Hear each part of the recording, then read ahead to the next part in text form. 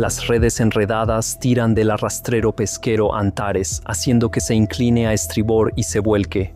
El submarino arrastra el arrastrero volcado por la superficie hasta que hunde al Antares y las cuerdas se rompen.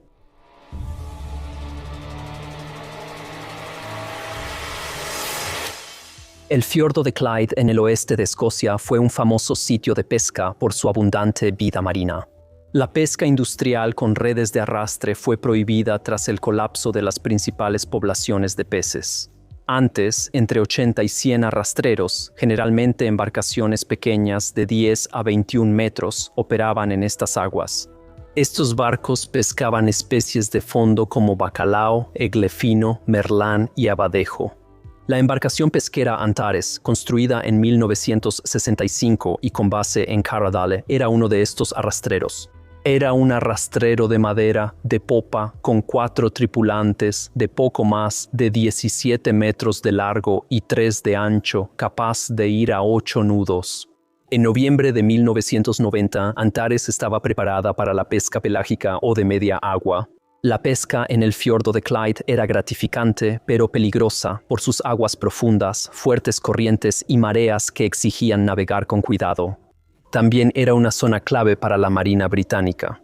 La base naval de Su Majestad en Clyde, Fast Lane sobre el Gar Loch, era una de las principales de la Marina Real y centro de la flota de submarinos nucleares británicos, incluyendo algunos con misiles Trident. La base alojaba escuadrones de submarinos nucleares y diésel, incluido el HMS Trenchant, clase Trafalgar, con 120 tripulantes. El Trenchant era un submarino nuclear de 82 metros de largo, 9 de ancho con aletas de control y 15 de profundidad desde la torre de mando hasta la quilla.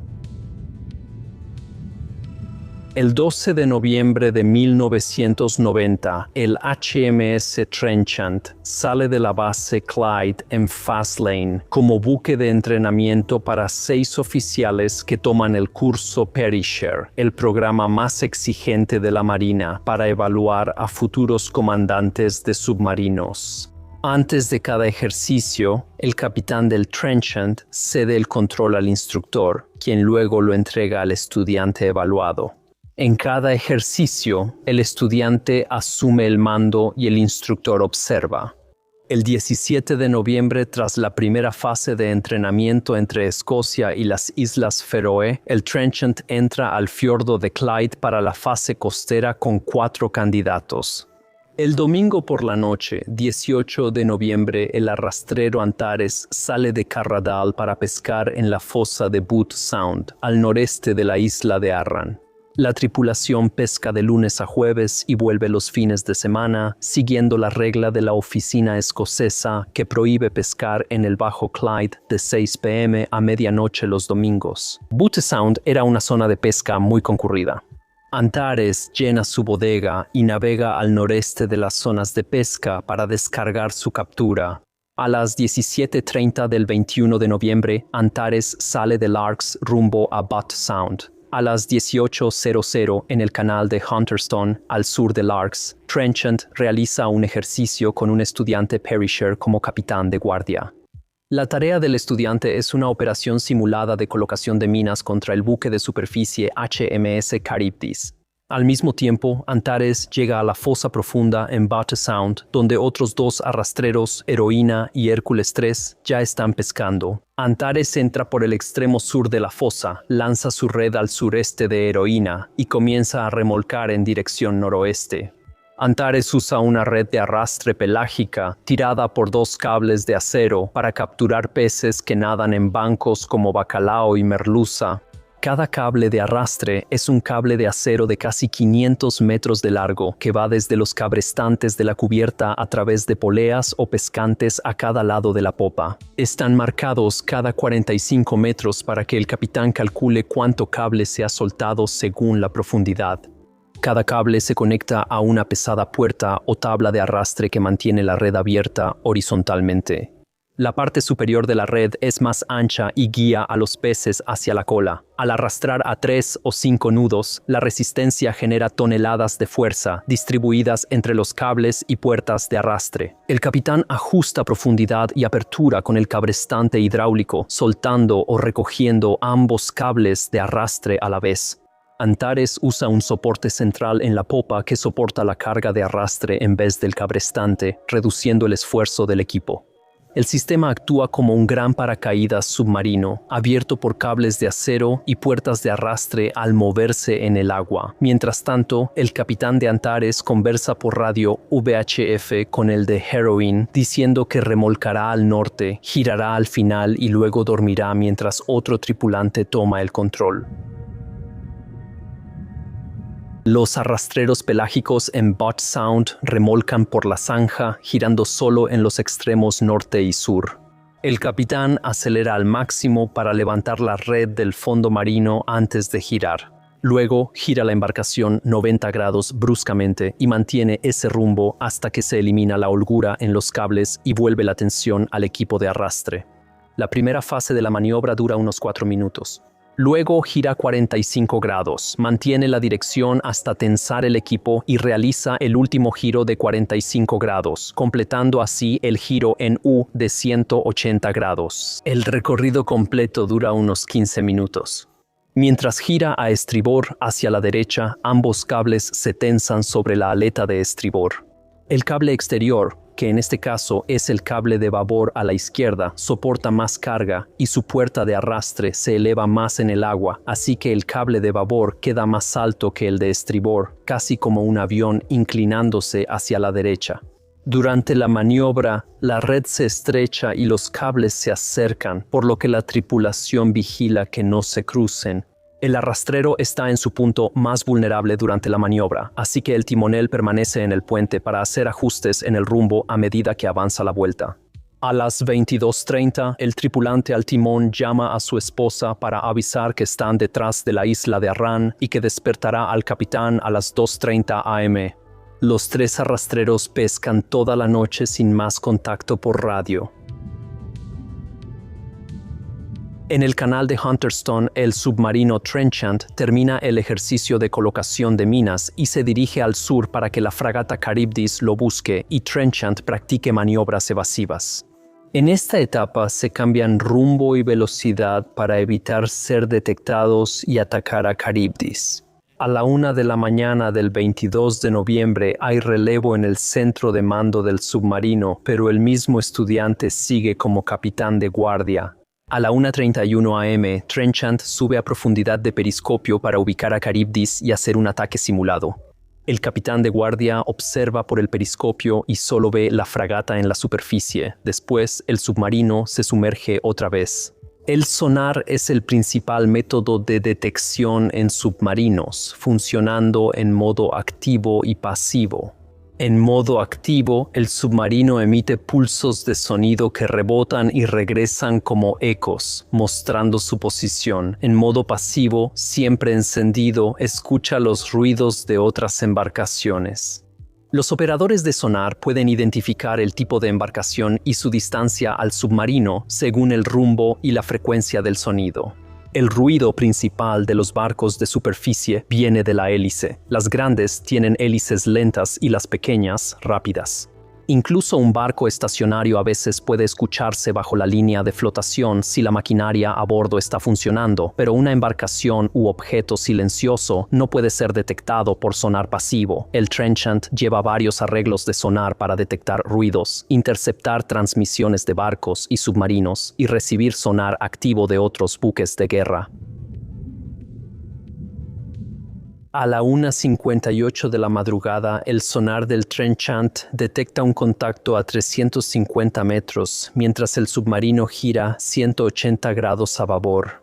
Antes de las 2 de la madrugada, el instructor finaliza el ejercicio con el Trenchant a 150 grados, 6 nudos y 60 metros de profundidad. Al terminar el ejercicio, el Charybdis gira al noroeste hacia el Cork de Arran para encontrarse con el submarino HMS Nutria, que realiza ejercicios similares más al norte. El instructor indica al capitán de guardia que espere en la zona y se aliste para ceder el mando al siguiente alumno, quien iniciará su ejercicio ahí.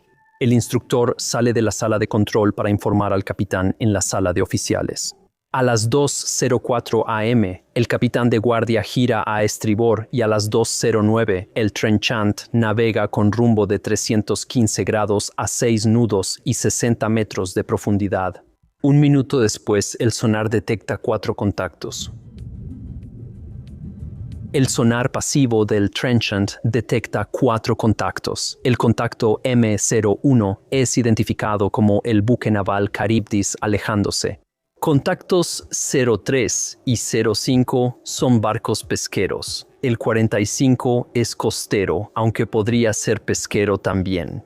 Los vigías del Charybdis observan 2 arrastreros cruzándose, Heroína hacia el noroeste y Antares al sureste, separados por unos 370 metros y pasando de babor a babor. El sonar informa, contacto 05 a proa de babor, 304 grados.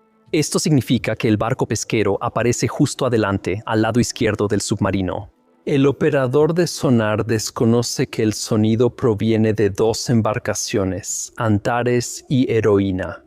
Su rumbo se superpone en el sonar pasivo, que al no dar distancia muestra ambos barcos pesqueros como uno solo en la misma dirección. A las 2:13 am, el controlador de sonar reporta el contacto 05 como un objetivo ruidoso con rumbo constante, lo que indica que la dirección desde el submarino no cambia. La embarcación podría estar siguiendo un rumbo paralelo al submarino. Su distancia podría estar aumentando o disminuyendo. Un rumbo constante impide que la tripulación calcule la distancia. No pueden saber qué tan lejos está la embarcación. Para calcularlo, deben seguir órdenes y realizar una maniobra de medición. Necesitan cambiar el rumbo o la velocidad para forzar que el rumbo cambie, pero no cambian ni su rumbo ni su velocidad. A las 2:16 am, el contacto 05 va rumbo 306 grados, moviéndose lentamente a la derecha y marcando 35 decibeles de ruido. En ese momento, Antares está haciendo su giro habitual hacia el extremo sur de su remolque, acelerando para levantar su red. A las 2:17 de la mañana, el rumbo del contacto 05 cambia de 306 a 322 grados. Se intensifica y el operador de sonar reporta que se mueve rápido a la derecha. Al entregar el mando al siguiente estudiante, el capitán de guardia responde a los informes de sonar sobre un contacto cercano a estribor y ordena 15 grados al timón de babor, girando a la izquierda. Luego aumenta ese giro hasta 30 grados. A las 2:18 am, Trenchant con rumbo 300 grados y contacto 05 con rumbo 355 grados se cruzan en superficie a unos 180 metros de distancia mínima. En la superficie, el vigía de Heroine observa a Antares girar a estribor para iniciar otro remolque al noroeste. Luego se enfoca en Hércules 3, que remolca al sureste. Frente a ellos, el capitán en Trenchant ordena rumbo 260 grados. 45 segundos después, los oficiales y la tripulación en la sala de control de Trenchant escuchan golpes y raspones de metal cuando el submarino choca con Antares, la red de arrastre, los cables y el equipo separador.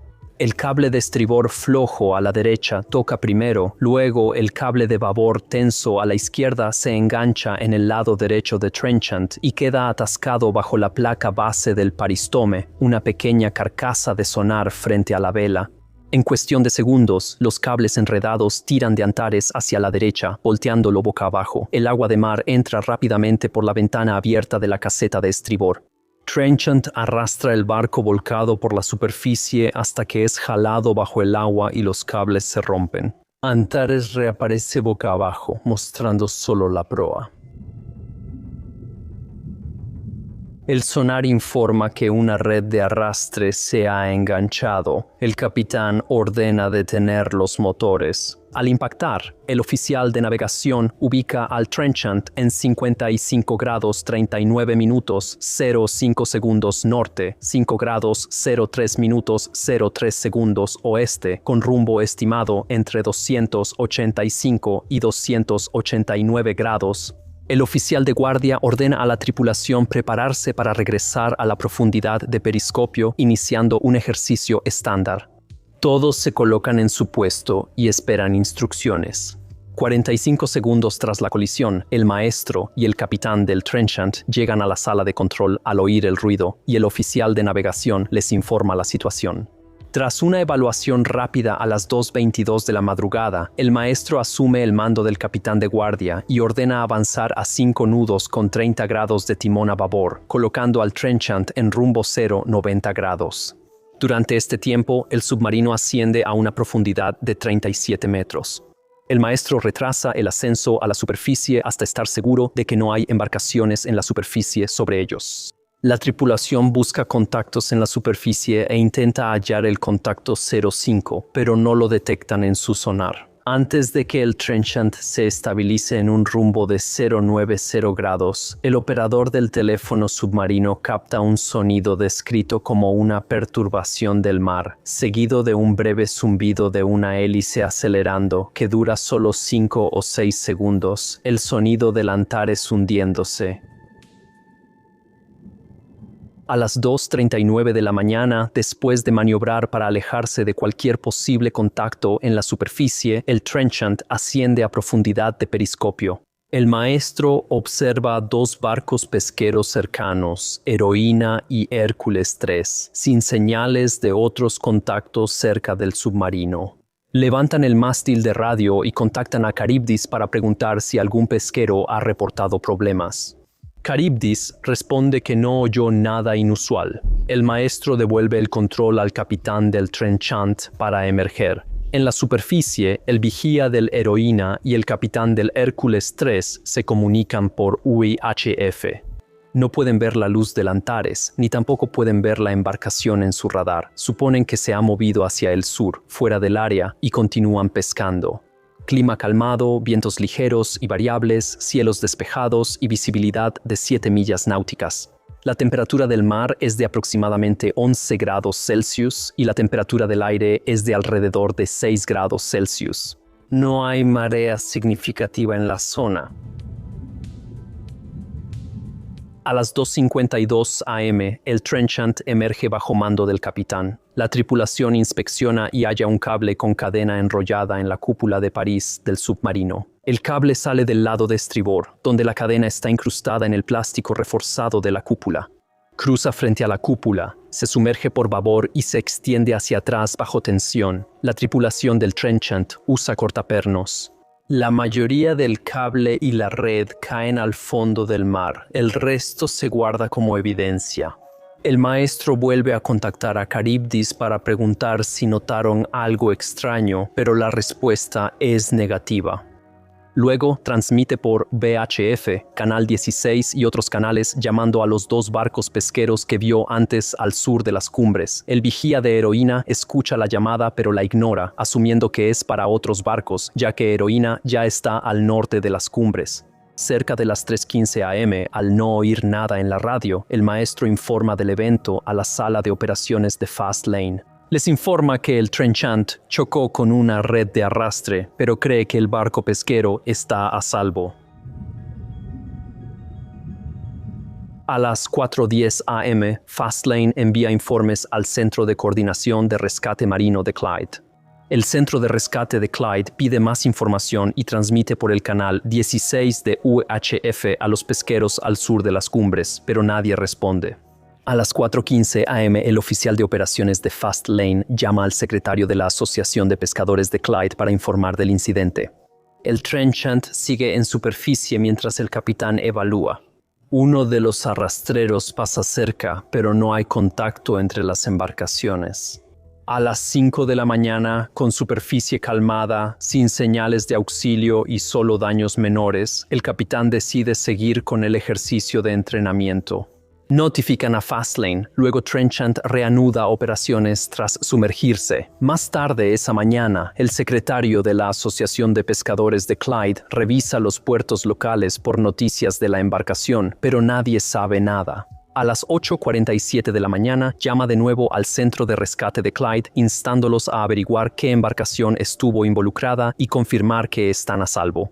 El centro de rescate de Clyde contacta a los arrastreros de la zona. A las 9:43 am, tras hablar con el capitán del Heroína, sospechan que el Antares está desaparecido. Intentan comunicarse sin éxito y lo buscan en el puerto, pero no hallan nada. El centro de rescate solicita a la Estación Aérea Naval Real en Prestwick un helicóptero para buscar al sur de Garrock Head. A las 10:57 am, un helicóptero ve cajas de pescado y una mancha de aceite, iniciando una búsqueda con otro helicóptero, botes salvavidas de Lamlosh y Throne y barcos pesqueros locales. El personal de rescate patrulla la costa en auto buscando personas u objetos arrastrados a las rocas. Heroína y Hércules. 3 dejan de pescar, recogen sus redes y se suman a la búsqueda. Al mediodía, Trenchant regresa a Fastlane tras su entrenamiento. Poco antes de atracar, la tripulación descubre que falta una embarcación pesquera. Charybdis va al sur tras su ejercicio con HMS Nutria, pero la llaman de regreso para ayudar en la búsqueda. A la 1:20 p.m. Charybdis llega y asume como coordinador. La embarcación Britannia reporta otra mancha de aceite. Heroína y Hércules 3 se dirigen a esa zona para buscar el Antares con sonar. Alrededor de las 2 de la tarde encuentran un nuevo naufragio en el lecho marino en la posición 55 grados, 39 minutos, 5 segundos norte, 5 grados, 3 minutos y 5 segundos oeste. 30 minutos después, Charybdis recibe las coordenadas y marca el lugar con una boya de superficie. Continúa la búsqueda de sobrevivientes en la superficie y costa con 40 embarcaciones de rescate y 33 barcos pesqueros. El 23 de noviembre, el buque auxiliar Real Torreador confirma que el naufragio es el Antares, hallado a unos 150 metros bajo la línea de flotación, orientado al noreste y recostado sobre su costado de estribor. La pérdida del Antares es uno de los casos mejor documentados que involucran a un submarino de la Marina Real. La investigación oficial resultó en directrices de seguridad que ahora se aplican a todos los submarinos de la Marina Real y extranjeros en aguas británicas. El informe concluyó que la colisión se debió únicamente a una falla parcial en la estructura y los estándares de vigilancia del trincheras. Entre 1980 y 1990, la rama de investigación de accidentes marítimos y la Marina Real registraron más de 15 enredos de submarinos con redes de arrastre, la mayoría causando daños al equipo, sin pérdida de vidas o embarcaciones. 2 tripulantes estaban en los restos, uno afuera, y el cuarto fue hallado en la red de un barco pesquero 5 meses después. Haz clic en el video en pantalla para ver otro desastre.